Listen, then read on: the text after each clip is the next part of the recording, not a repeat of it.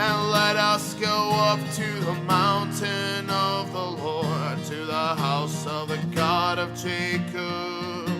And he will teach us of his ways, and we will walk in his paths. For out of Zion shall go forth the law and the word of the Lord from Jerusalem.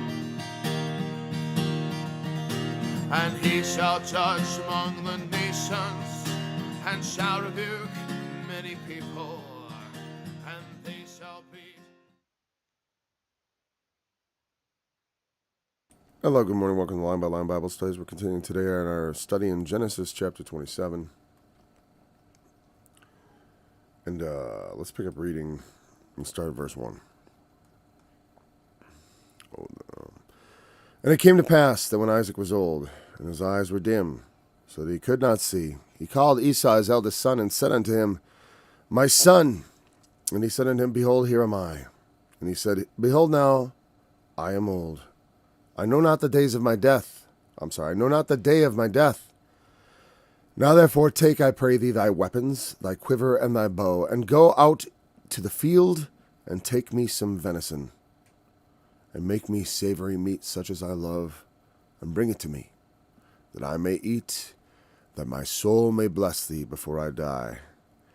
And Rebekah heard when Isaac spoke to Esau his son, and Esau went to the field to hunt for venison, and to bring it. And Rebekah spake unto Jacob her son, saying, Behold, I heard thy father speak unto Esau thy brother, saying, Bring me venison, and make me savory meat, that I may eat, and bless thee before the Lord before my death. Now therefore, my son, obey my voice according to that which I command thee. Go now to the flock, and fetch me from thence 2 good kids of the goats, and I will make them savory meat for thy father, such as he loveth. And thou shalt bring it to thy father, that he may eat, and that he may bless thee before his death. And Jacob said to Rebekah his mother, Behold, Esau my brother is a hairy man, and I am a smooth man. My father peradventure will feel me, and I shall seem to him as a deceiver, and I shall bring a curse upon me, and not a blessing. And his mother said unto him, Upon me be thy curse, my son, only obey my voice, and go fetch me them. And he went and fetched and brought them to his mother, and his mother made savory meat, such as his father loved. And Rebekah took goodly raiment of her eldest son Esau, which were with her in the house, and put them upon Jacob her younger son. And she put the skins of the kids upon the goats And she put the skins of the kids of the goats upon his hands, and upon the smooth of his neck. And she gave the savory meat and the bread which she had prepared unto the hand of her son Jacob. And he came unto his father, and said, My father. And he said, Here am I. Who art thou, my son? And Jacob said to his father, I am Esau, thy firstborn. I have done according as thou badest me. Arise, I pray thee, sit, and eat of my venison, that thy soul may bless me. Isaac said unto his son, How is it that thou hast found it so quickly, my son? And he said, Because the Lord thy God brought it to me. And Isaac said unto Jacob, Come near, I pray thee, that I may feel thee, my son, whether thou be my very son Esau or not. And Jacob went near unto Isaac his father, and he felt him, and said, The voice is Jacob's voice, but the hands are the hands of Esau. And he discerned him not, because his hands were hairy, and as his brother Esau's hands. So he blessed him. 1 second here.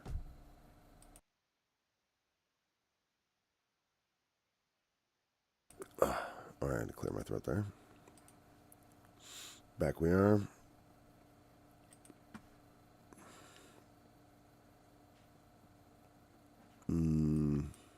Verse 24, sorry. And he said, Art thou my very son Esau? And he said, I am. And he said, Bring it near me, and I will eat of my son's venison, that my soul may bless thee. And he brought it near to him, and he did eat. And he brought him wine, and he drank. And his father Isaac said unto him, Come near now, and kiss me, my son. And he came near and kissed him. And he smelled the smell of his raiment. and blessed him, and said, See, the smell of my son is as the smell of a field which the Lord hath blessed. Therefore God give thee of the dew of heaven, and the fatness of the earth, and the plenty of corn and wine. And let people serve thee, and nations bow down to thee. Be Lord over thy brethren, and let thy mother's sons bow down to thee. Cursed be every one that curseth thee, and blessed be he that blesseth thee. And it came to pass, as soon as Isaac had made an end of blessing Jacob, and Jacob was yet scarce gone out of the presence of Isaac his father, that Esau his brother came in from his hunting. And he also had made savory meat, and brought it unto his father, and said unto his father, Let my father arise, and eat of his son's venison, that thy soul may bless me. And Isaac his father said unto him, Who art thou? And he said, I am thy son, thy firstborn, Esau.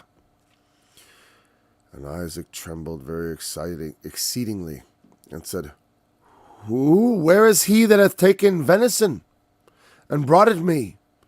And I have eaten of all before thou camest, and have blessed him. Yea, and he shall be blessed. And when Esau heard the words of his father, he cried with a great and exceeding bitter cry, and said unto his father, Bless me, even to me also, my father. And he said, Thy brother came with subtlety, and hath taken away thy blessing. And he said, Is he not rightly named Jacob? For he hath supplanted me these 2 times. He took away my birthright, and behold, now he hath taken away my blessing. And he said, Hast thou not reserved a blessing for me? And Isaac answered, And Isaac answered and said unto Esau, Behold, I have made him thy lord, and all his brethren have I given for him for servants, and with corn and wine I have sustained him. And what shall I do now unto thee, my son? And Esau said unto his father, Hast thou but one blessing, my father? Bless me, even me also, my father. And Esau lifted up his voice and wept.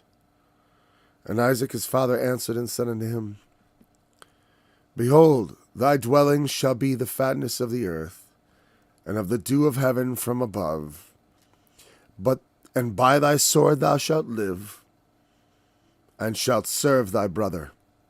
And it shall come to pass, when thou shalt have the dominion, that thou shalt break his yoke from off thy neck. And Esau hated Jacob, because of the blessing wherewith his father blessed him. And Esau said in his heart, The days of mourning for my father are at hand. Then will I slay my brother Jacob. And these words of Esau, her elder son, were told to Rebekah. And she sent and called Jacob her younger son, and said unto him, Behold, thy brother Esau, as touching thee, doth comfort himself, purposing to kill thee. Now therefore, my son, obey my voice, and arise. Flee thou to Laban, my brother, to Haran, and tarry with him a few days, until thy brother's fury turn away. Until thy brother's anger turn away from thee, and he forget that which thou hast done unto him. Then I will send and fetch thee from thence, which I should be deprived. Why should I be deprived also of you both in one day? And Rebekah said unto Isaac,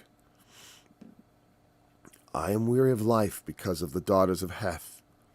If Jacob take a wife of the daughters of Heth, such as these which are the daughters of the land, what good shall my life do me? So we left off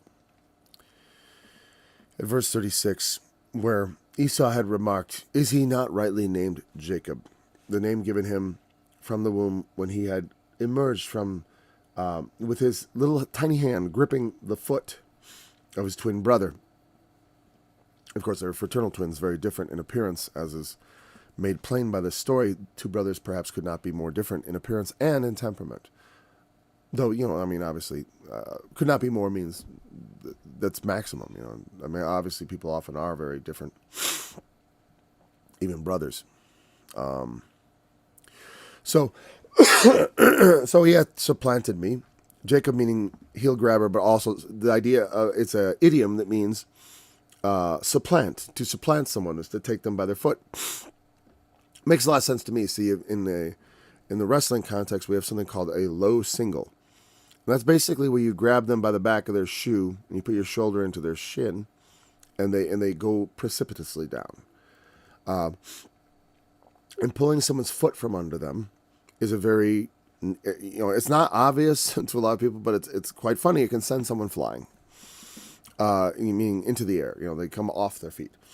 And so the idea of grabbing the heel to supplant, to upturn, is actually not at all anything difficult to visualize.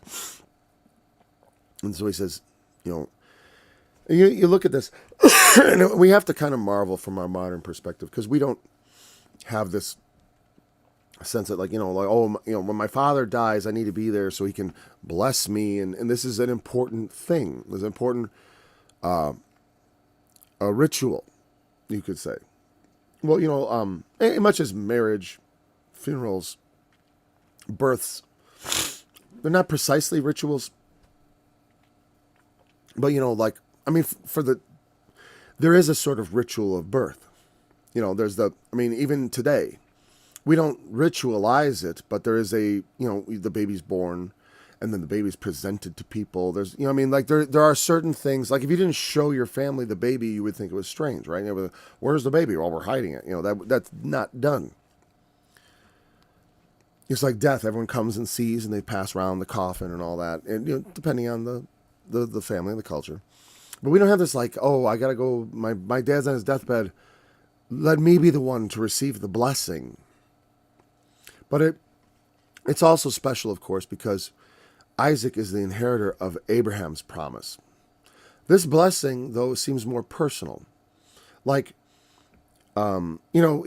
took away his birthright. Like Esau sold it to Jacob. What does that mean?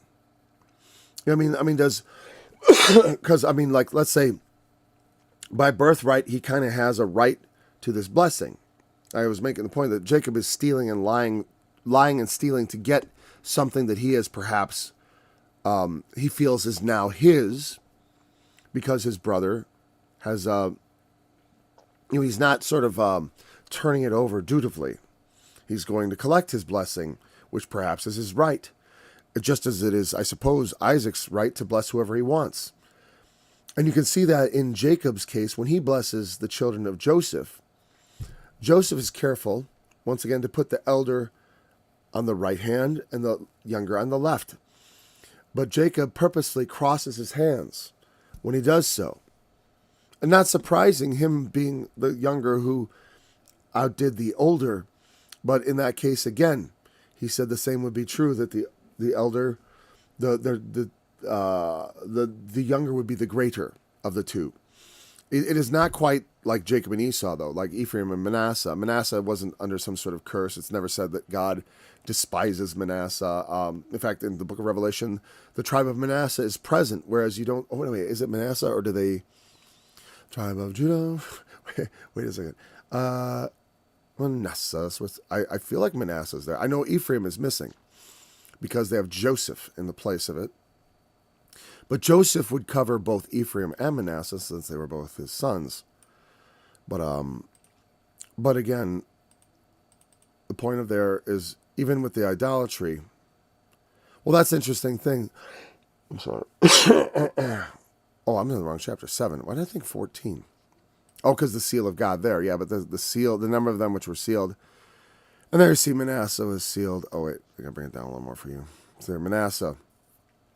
But you notice, if you look at this list in Revelation 7, there is no tribe of Ephraim. There's the tribe of Joseph, because the name of Ephraim was stained with idolatry. That's what it said. As far as that's what I read someone saying. And I think it's a pretty reasonable way to look at it, because why would Ephraim... I mean, they knew the tribes.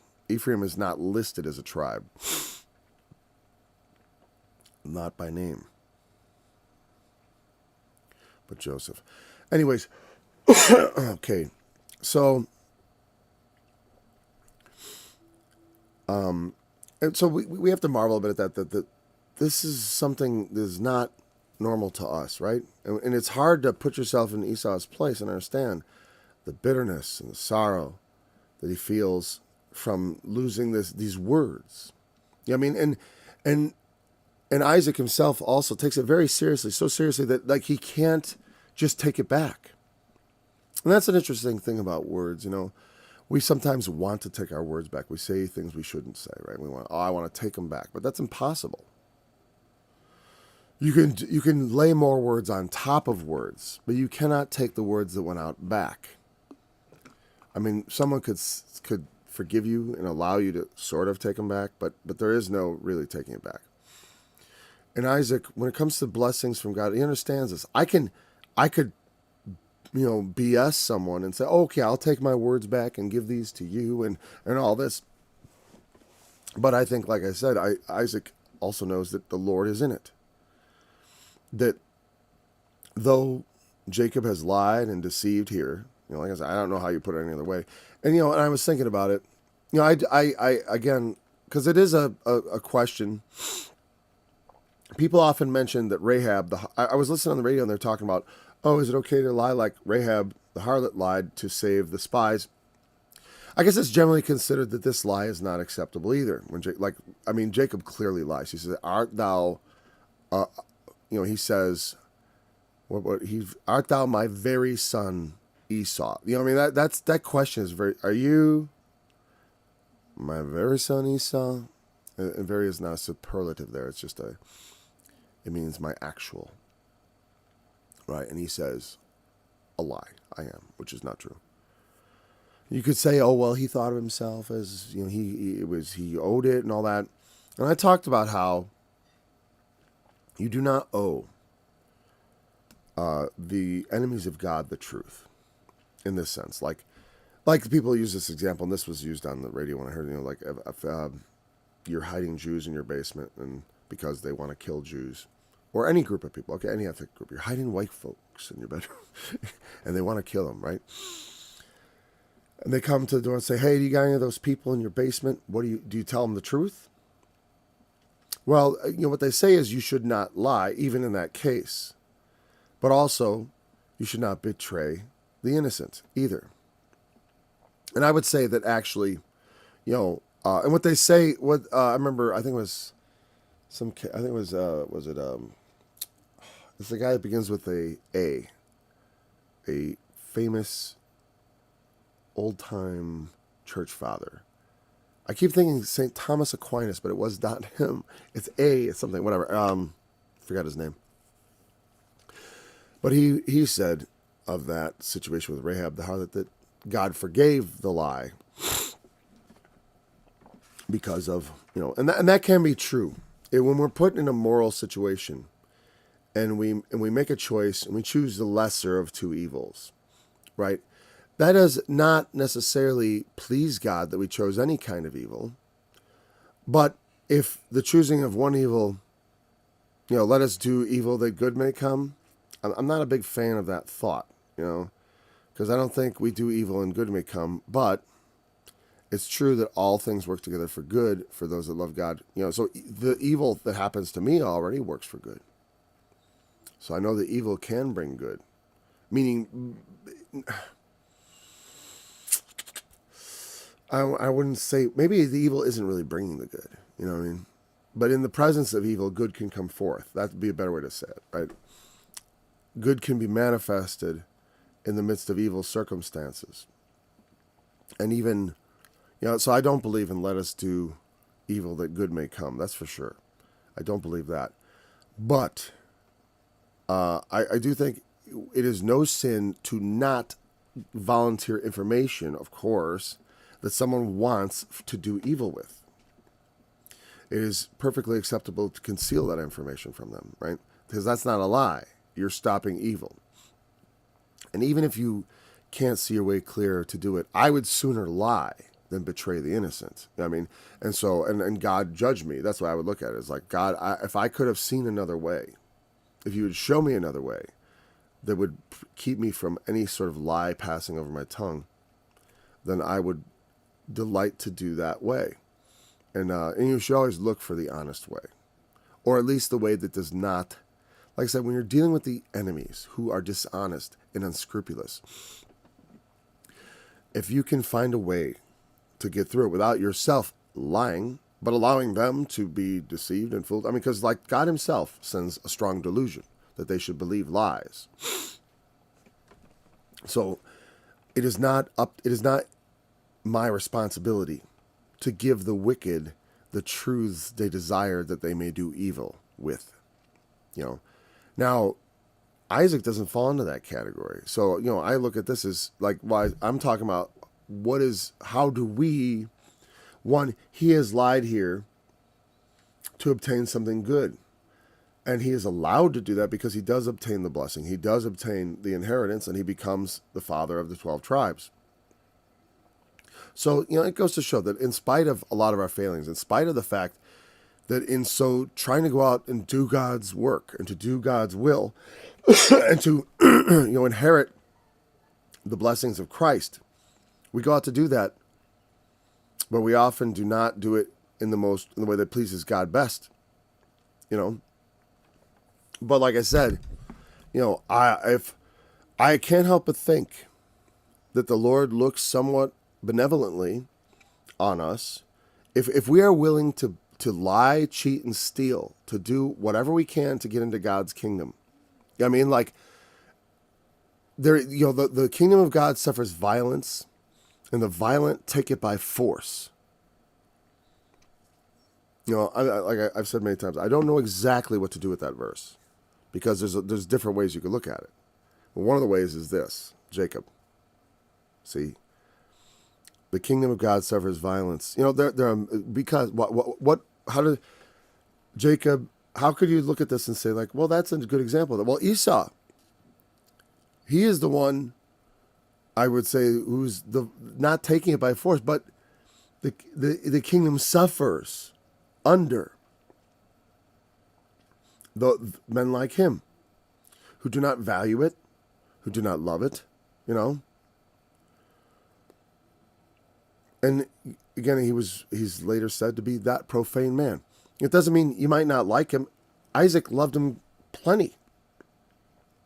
He may have been a great all around guy. I mean, how many people don't know people who are just not godly at all, but actually very pleasant company in their way? They can be.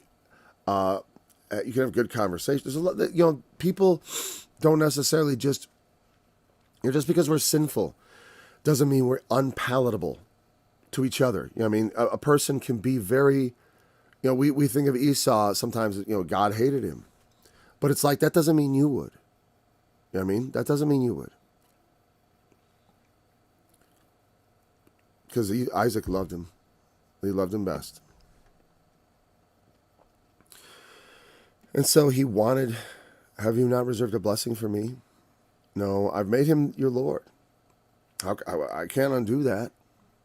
I'll just take it all back. Nope. And all his brethren have I given him for servants. There aren't other brethren. Well, brethren could be in the sense of, family, a wider extended family. Just like the Catholics make this argument about Jesus and his brothers. They say, well, it's his brothers. These are not the children of Mary. These are perhaps cousins cousins or something. That's generally the argument made, that John, the brother of, that James and Judas, the brothers of Jesus, are not natural brothers, but rather, because they didn't have a word for, I'm not right. Well, cousin they'd call kinsman, but any kind of near relation could be called a brother, just figuratively. With corn and wine I sustain him. And corn, don't think of our corn from North America. It means grain. With grain and wine. He has the basic necessities of life. And what shall I do now to thee, my son? I've given him everything. Now, what about you? What shall I do to you? And Esau says, have you not but one blessing? But, and Isaac's probably thinking, he's like, well, I can't undo the blessing, but this is what I can do. And Esau weeps. And Isaac says here, this. And again, I told you, King James only, forget it. This is wrong. Every other translation understands that this is just, and even when you read it, you're like, why does it say the same thing? You know, why does Esau have the same thing as Jacob then? But he doesn't. It's different. It's written differently. It's not saying you will have that. It's like, no. Your dwelling will be not, it'll be, like we looked at it. Let's bring it up again. I'm sorry. They even call it the stolen blessing. I wouldn't call it stealing, actually, because they say that. But as far as I'm concerned, Jacob lied. He didn't steal the blessing. He bought it. It was his right to that blessing, as far as he was concerned. And his mother feels the same way, that it belongs to Jacob. But obviously you can argue back and forth about that, I suppose. Shall be the fatness of the earth. One. Mashman.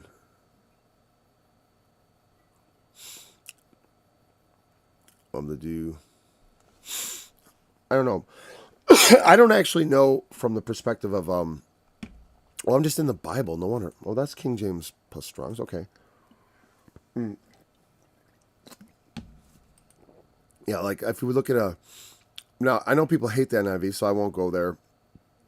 Well, we could go there. I mean, no, just about any translation you go to, like the New American Standard, it's gonna say when he blesses Esau, behold, away from the fertility of the earth shall be your dwelling, and away from the dew of heaven. It says that every other translation, because that's what the Hebrew says. But the King James translators didn't understand that, and they made a mistake there, because they're not God. And even men inspired with the Holy Spirit are not God, and do not necessarily, well, again, while you're inspired by the Holy Spirit, you're going to be speaking the truth, of course. But you got to understand, like Paul said, this I speak by permission, not by commandment.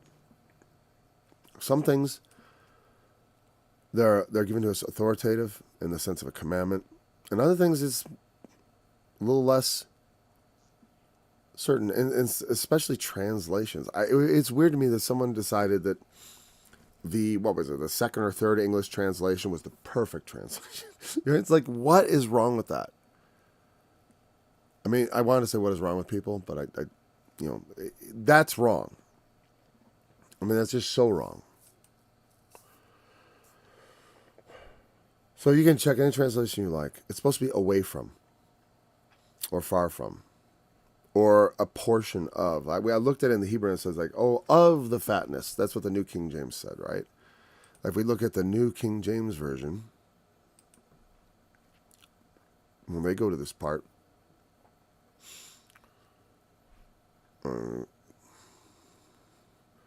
shall be of the fatness of the earth. It's not the fatness.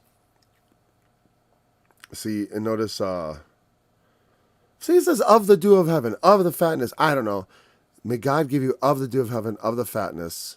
And then it says here, say, of the fatness of the, what's that G?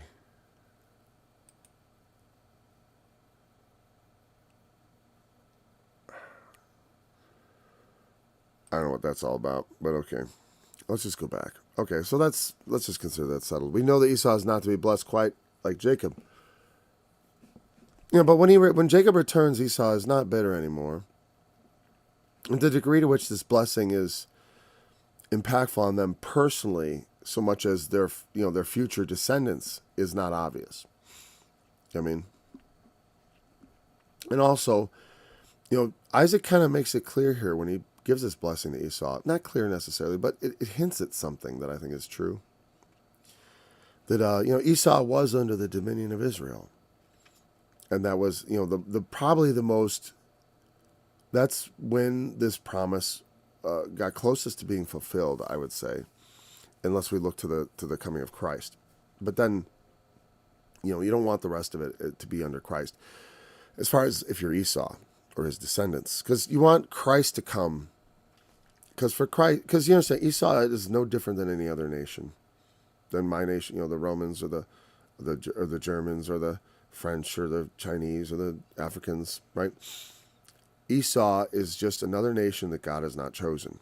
But that also means that through Jesus, salvation is available even to all those of Esau.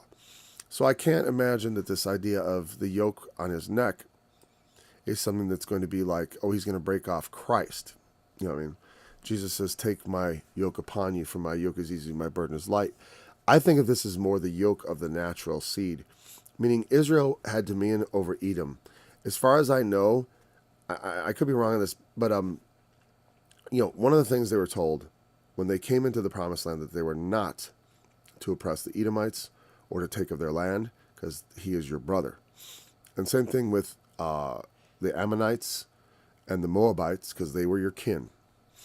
They were not to take their land. They were not to destroy them, or to they do event now. Well, that was when they were coming and taking the land. Now under David, he expanded his. Before that, I want to go back to the period of the judges, and I know there were oppressions from Moab and Ammon against Israel during the time of the judges. I don't recall if Edom ever was. Edom only got dominion over Israel in a sense because that they are the king of the Jews in the New Testament. Herod is actually an Edomite king. But anyways, I don't know how to reckon that. But under David, Edom came under the dominion of Israel and paid tribute. And I would think that is kind of the main thing. But then eventually, Edom was freed from that. And there's no more. They don't serve Israel. That's all over.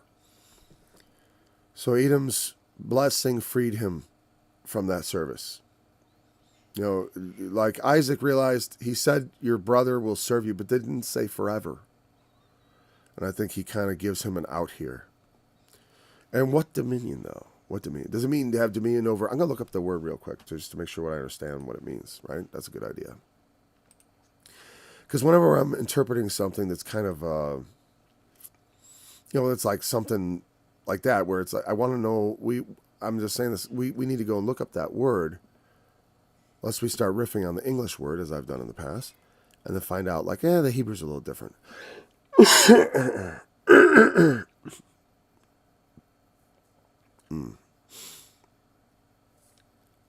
I'm sorry.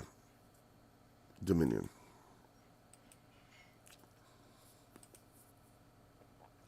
Rud. That's funny. Oh, don't tell me that. Wow. Did you see? I like this. Says, and it shall come to pass when thou shalt have the dominion. All one word. All one word in the King James. And it's apparently a very, very short word. Obviously, it's going to take a different form. That's what this Brown Driver Biggs is all about. Briggs. Sorry if I said Biggs. And unfortunately, this word is not used very much in the Bible. It's used 4 times. But let's look. Interesting. Hosea, but Judah yet ruleth with God. And look at what the New American Standard thought, though. Judah is also unruly against God. Judah yet ruleth with God. Okay, which one is it, right? We are free to roar. My people, we are lords. That's Jeremiah 2. Say my people roam. Look at, okay, the newer translations seem to agree that this should be roam here, right? But, my people, wait a second, I'm going to look at that. Wait a second. Jeremiah 2. Oh, great. I picked the worst way to look at this verse. You see the word of Yahweh having wilderness. I have been to Israel, or a land of darkness, to say, my people, we are lords. No, we will come no more to. Oh, I remember that verse now. Yeah, I like that idea. Like, it seemed like we are lords. We don't need God. It reminds me of the New Testament when they say, now you have reigned. Now you have victory. Would to God, you did reign so that we could reign with you, because we, the apostles, are about the last in line here for anything. we're all getting killed, we're getting stoned, we're getting, we're suffering all these things, but you are reigning like a lord. I'm not saying that's how that verse should be translated. That's how I remember that verse. And I always kind of like that. Let me go back here. So we'll have to look at it in more than one way. That's all that there is to it. So there's this idea of roaming and restlessness. Look at the way they do this INT. What is INT? The Biblos Interlinear Bible. Shall come you, become you will break his yoke. Wow. I almost want to see what's that about? Oh, wait, here we go. And by your sword you shall live. You gotta read from right to left on these. Oh, sorry. Let me get this right to left. And by your sword you shall live, and your brother shall serve you. That's because this is an interlinear with the Hebrew here, right? And it should come to pass. See, it's a good thing we went here, because it shows they said it was all one word, but it's actually a lot of different words. When you become restless, you shall break his yoke from your neck.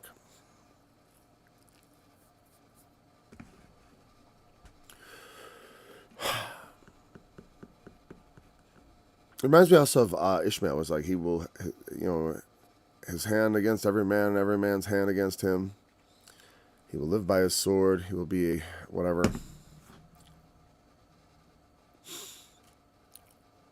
I don't know. So I'm not a big fan of this restless thing. I don't even know what that means. Tarid. When you become restless, you will break his yoke from your neck.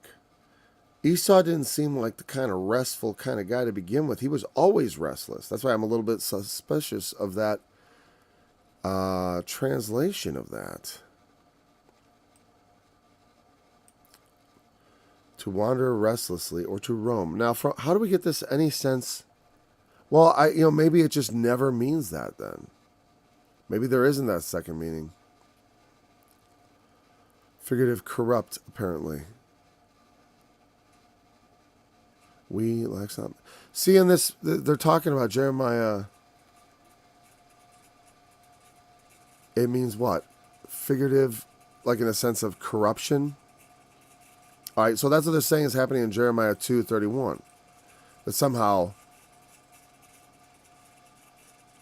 we're going to use the interlinear again. Generation, you see the word of Yahweh, have a wilderness I been to Israel, or a land of darkness? Why do say my people, we are lords? Why don't they say we are restless? We roam. So wait, again, now here, let me give me a second here. Now that actually makes a lot of sense right there. Hold on, I should turn it off for this, but I don't mind because I got pants on today. I'm just kidding. We are lords. They train now. This time they thought, oh yeah, that's better. Are we in the King James? No, we're in this. Whatever. This is an interlinear version. But why? But it makes sense to me. If it was like, why do my people say we roam? Why? Because, well, have I been a wilderness to you? Have I been a land of darkness, like when you wandered in the wilderness? So that makes sense to me. Why do people say we're restless, we roam? Well, we're just going to move on because, in a sense, Esau's blessing is not very important to us, is it? And that's why I say a lot of things in Scripture. It's like I don't have to understand that. It's not that important, really. I want to understand it, certainly. I think all the little details in Scripture are worthy of understanding. They are important, but relevant to all the all the little minutiae we think about in the world. It's way more important. But when it comes to the things of God, in the grand scheme of things, it's down of the lower level of things that we might be worried about in the Bible. So Esau's key to getting out, is it restlessness or is it dominion? I don't know. I like the idea of dominion because when you possess yourself, in that sense, like to truly have dominion, because Esau was a bit of a wild man, wasn't he? He did not govern himself properly, or his wives apparently, because there's a great deal of grief being brought to Isaac and Rebekah because of the daughters of Heth, as we'll get to that, and we've talked about that extensively already, right? We've speculated about it, which is okay, because it helps us, because there's a lot to be said about, when as a parent, these days parents don't even think about, well, they may think about, but they don't talk about it as much as they should with their children, about who they're going to marry. And you don't want to be a broken record about it or anything like that, but it's like I say, you got to talk to your kids about sex, and you should talk to them about marriage, because I don't know how you talk about the two without each other, because that's the whole shebang right there. They're all together. And children need guidance, and young adults need guidance, and they should need encouragement also to do the right thing. But if they don't know what the right is, if they aren't, it's one thing if they know and they go astray, that's just that. We can't control their lives, but we can at least give them the information they need to make an informed decision, so at least that they won't, in a sense, there's a weird thing, because the more knowledge we have, the more responsible we are for our actions. But even so, I'm sorry, it's like, like the Apostle Paul said, shall we sin that grace may abound? Well, no, right? And so should we, you could look at the same way here, should I,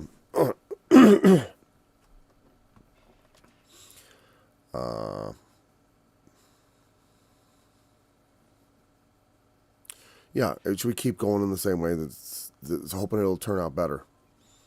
No, I forgot how I was making that point. I'm sure it made sense to you when I just said it. All right, so when you have dominion, it just seems so much more appropriate. Or when you will become yourself a Lord, you will no longer be under the yoke of Jacob. But first you would serve your brother. Like I said, immediately in life, Jacob runs away. Esau doesn't serve him. And when Jacob returns, there's no evidence of Esau serving him. They pretty much live apart. And I think in some ways, Esau, like I said, Esau hated Jacob because of the blessing wherewith his father blessed him. There's nothing actually happened yet. There's no actual harm. It's just words. And I think that's an interesting fact. And it's a total key into Esau's personality, in a sense, because he totally forgives Jacob later on. Jacob comes all humble back, and Esau receives him with kisses, which is kind of touching in a way, but also pathetic, because it demonstrates something. Esau didn't give one F about this blessing. And that's why he didn't, when his brother came back, he was simply glad to see him. He loved his brother. He was a bit of a SOB. He definitely was bitter about this at the time. But as life went on, he went back to his hunting. He doesn't care about, because this blessing may be conveyed on the descendants instead of on the brothers themselves. Meaning, when he blesses Jacob, he may be blessing the nations that come of Jacob as opposed to the man himself in that blessing. Meaning the ultimate meaning of that blessing actually just can't be literally true of Isaac and Esau. Of Jacob and Esau. Because I don't, and we'll look ahead. I could be wrong, I guess, but I don't think I am. When Jacob returns, Esau is doing very well for himself and does not feel at all the lesser man. And it's very clear he doesn't. And like I said, it's like it says in the prophets, it burned him, yet he perceived it not. Right? I got that in my song in Isaiah chapter 42.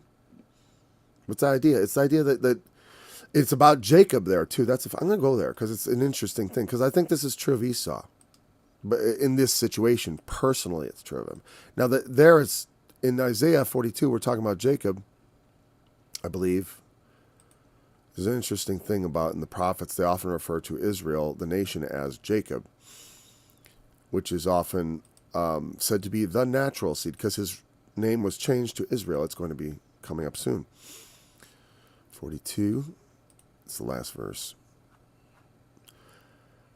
Wherefore he hath poured upon him the fury of his anger and the strength of battle, and it hath set him on fire round about, yet he knew it not. But again, the subject, who gave Jacob for a spoil, and Israel to the robbers. Wow. Not just Jacob, but Israel, the prince that rules with God. Did not the Lord, he against whom we have sinned? For they would not walk in his ways, neither were they obedient to his law. The nation, Jacob, you know. Therefore he hath poured. So the point is, it burned him, yet he laid it not to heart. Esau has been, his descendants have been made servants forever. Or not forever, until they get dominion, right? Or until they, whatever that means, until they roam. Maybe they got to leave. I don't know. You know, there's a lot of, whatever. We decide we're just going to let that go, right? I got to remember that I did decide to do that. But they would serve Israel under Jacob and then under David. And then, and for a while, they eventually would throw off the burden of the yoke of bondage, of service. And as it was prophesied here. But I say Esau is, and we'll talk about when we get there, I guess, but he comforts himself here. You know, I like the way they put this. He comforts himself purposing to kill you. You know, that's a good feeling. I get it. I mean, I don't want to say so, right? Because you don't want to say certain things publicly. Certainly you don't want, but I'll just say this. There are certain folks who've done so much harm to our country that, yeah, there is a comfort in the fantasy of perhaps taking a baseball bat and bludgeoning them to death. Like, I've had fantasies, about public executions where certain people that you might, yeah, I'm sure you know exactly who I'm talking about. There's several people, several, who I think should be publicly bludgeoned to death in front of all.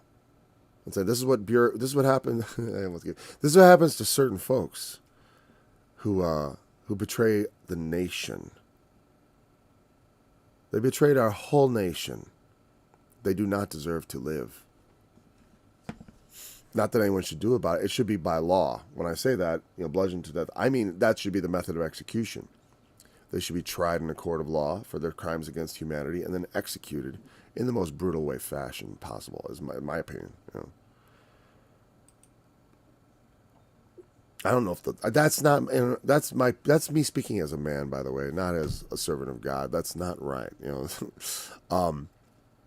No, well, in the sense of the most brutal way possible. I think I'm probably going overboard there. But as far as they should be executed, oh no, that is true. I think that's true. I don't even just say that as a man of God. I just say that as a human being, and it's true.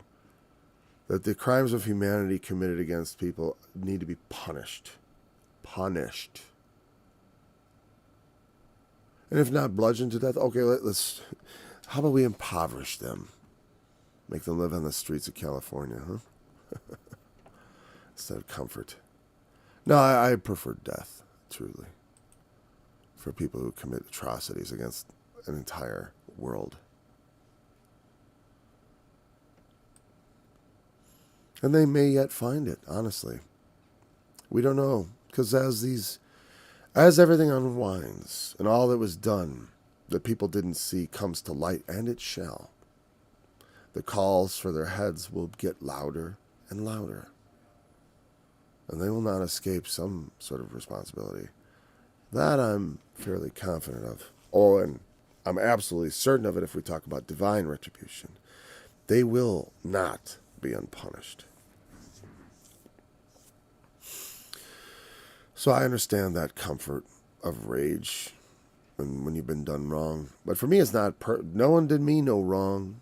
I'm not hurt. I'm still here. I mean, they did me some wrong, sure. But mostly that's just the anguish, as far as I'm concerned. Like to me, all that they did was torture. Because I was watching it and knowing it was wrong from a certain point. Like I said. Anyways. Yeah, it can be comforting. It's not a good place to be. We shouldn't take comfort in murder. By the way, I'm confessing. That's not meant to be like like an encouragement to do that. Jesus says we should bless and curse not. That means in a real sense, to curse is equivalent to condemn. And we should not be condemning. Now, I very often do, and I feel very convicted and angry. And God, forgive me if I'm wrong, but you know what? Sometimes, because Jesus said something that I didn't used to understand, but to me it is eye-opening. Because when he said to Peter, whatsoever thou shalt bind on earth shall be bound in heaven. Whatsoever thou shalt loose on earth shall be loosed in heaven. There's a certain amount of, if we are walking with God properly, and I don't know that I am, I'm trying to, which is a good start. You got to aim properly at Jesus. But being so far from him, I don't see him so clearly. So I'm not so good at the imitation job, right? But at least I know where he is, and I'm trying to catch up as quickly as possible, right? We do what we do, and God help us in the Spirit of God, even more so. But because the wisdom is always more in mercy, because even those we think have done the worst things. The Apostle Paul was if you were a Christian and you encountered Paul before his conversion, it would be perfectly understandable why you think this man should roast in hell. It would be perfectly understandable why that you would carry that opinion. And after his conviction, if you were skeptical of him, it would also be perfectly understandable. Understandable, not right, but understandable. That's one of the beauties is that, we do not have a God that is not touched with the feeling of our infirmities, but rather he was in every way tempted like as we are. That doesn't mean he succumbed to temptation, but he at least understands the pulls and the things that go through us. He experienced the temptations of the body. Like he would be hungry. We saw that when he was tempted in the wilderness. He was hungry. That's the whole point of that thing. Because they want us to know, he's vulnerable. He made himself vulnerable, like us, so that we can understand that he understands us. And so Rebekah sends Jacob back to her brother Laban. Something interesting, because, in a way, it's an interesting thing because, Abraham was told not to go back. That's very important. I believe he charged Isaac similarly. But Jacob is going to go there. And part of her mentality, I think, of Rebekah here is this is her explaining to Jacob, or to Isaac, why she sent Jacob back to Haran. And I suppose to Isaac this might be, and again, in here in verse 45, you know what she's saying? She's saying, because Esau's not just going to kill Jacob and get away with it. He'll be punished, and she'll lose him too. That's why I say, I'll be deprived of you both. If Esau becomes a murderer, just like Cain. And this is a great insight on Cain. Does it mean that he would be executed necessarily? Would you say that Eve lost 2 sons that day? I would. Because it's very clear when they have Seth, God appointed another seed. People always want Cain to be the seed. They're always like, Cain wasn't Adam's son because he's not the seed. Well, Esau is definitely the son of Jacob. And Jacob even loves him. But it's not the will of man that determines who's going to obtain the promise of God. And so Esau, I do think that gives us insight on the idea of Cain. Why is Cain not in Adam's genealogy? Because when he became a murderer, it's like adultery. It destroys the marriage. It kills it in a sense. And when you kill a man, you yourself are dead. You are a murderer, and the sentence of death abides upon you. I mean, you are dead.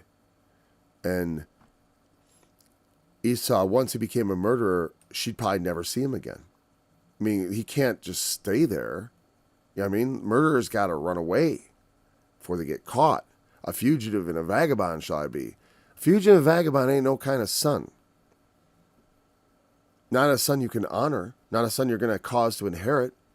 Like I said, this is evidence that Cain, without it saying so, was disinherited because he murdered his brother. You know, same thing here.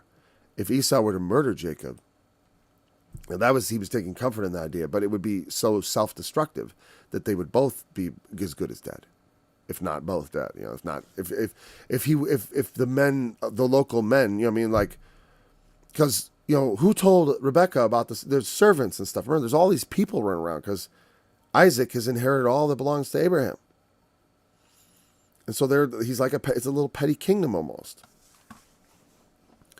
You're very small, you know, like they're not a city state, but they're like this wandering group. Not so much wandering, but they dwell in tents, you know. The pastoral. Okay, and so we've talked a lot about this. Daughters of Heth, the daughters of the land.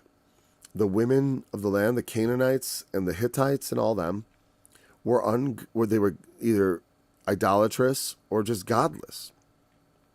I doubt they were godless, because really there's no such thing. You can be ungodly and godless in the sense of the true God, but everyone's got some sort of God. You know, even if they don't call it God, it is that governing principle, like Paul spoke of in the first part of Romans, that we know what the God has manifested and revealed certain things to us about God. There's things that may be known. And I say, even if you don't know that that is and represents what God is, you are still going to be held responsible for how you react to that image of what God is, that image of what is right, that image of what is true, that image of what a man ought to do. And when you see, oh, I should do this, and you say, but you know what, my lust tells me this is what I want, so I'm not going to do it. Well, that is clearly exactly what I'm talking about. So, anyways, well, it took us a while to get through all that, but we're not going to go into the next chapter today. We're just going to conclude here. All right. So I like I said, I've talked extensively, I believe, about the marriage issue, and we're not going to go into it. We need to marry women. Right? I'll just say this: that are, or men. You know, you women marry your men. But we can't marry people who are untransformed by Christ. Now, if you're married to someone who is that way, you're not allowed to just divorce them. We talked about this. You have to try to make it work. But if they don't want to make it work, then you're not in an obligation. You can let them go, you know. But again, like a lot of things, don't help that along. You know, do it in good conscience. Say, I made a good faith effort. At some point, that effort is going, you know, there's going to be moments where you feel yourself giving up on the relationship, right? I mean, way down, I hope, after you've tried everything and gone some time. But then, you know, I would say, like I said, if it's an unbelief issue, you're not under bondage, and do not blame yourself. Do not feel guilty or responsible. Unless you know that you truly are. Usually, and you alone also, you know, it's like, even being Christians and trying to make things work, we can't guarantee it. And even so, you know, divorce is not an unpardonable sin. I mean, Jesus does not approve of it. That's all. And, you know, that's the funny thing is that some people don't get that. They think, oh, divorce is unforgivable. You know, like, because you can't undo it unless you go back. Well, you can just be forgiven. You can't undo an adultery. You can't undo a fornication either, you know. Once you've made your members the members of an harlot, they don't get unmade, but God will forgive. and make anew. But what is done is done. So we got to deal with things in that way, in the sense of we have to acknowledge the consequences that we've brought upon ourselves, and those that we have not. It's not, you can't, again, even if it is your fault, in the end, we have to let it go, because Christ died for our sins, and in some way, not accepting that is wrong. Let's just say that. I don't want to say, I was thinking maybe insulting or whatever. I don't know. But it's definitely wrong. We should accept the fact that he accepts us and has made us acceptable. Even if when we look at ourselves, we know that that's not on the boots on the ground truth, so to speak. It's the truth spoken from above. It's the truth spoken from heaven of what shall be and what will become. Just like it says, you are saved.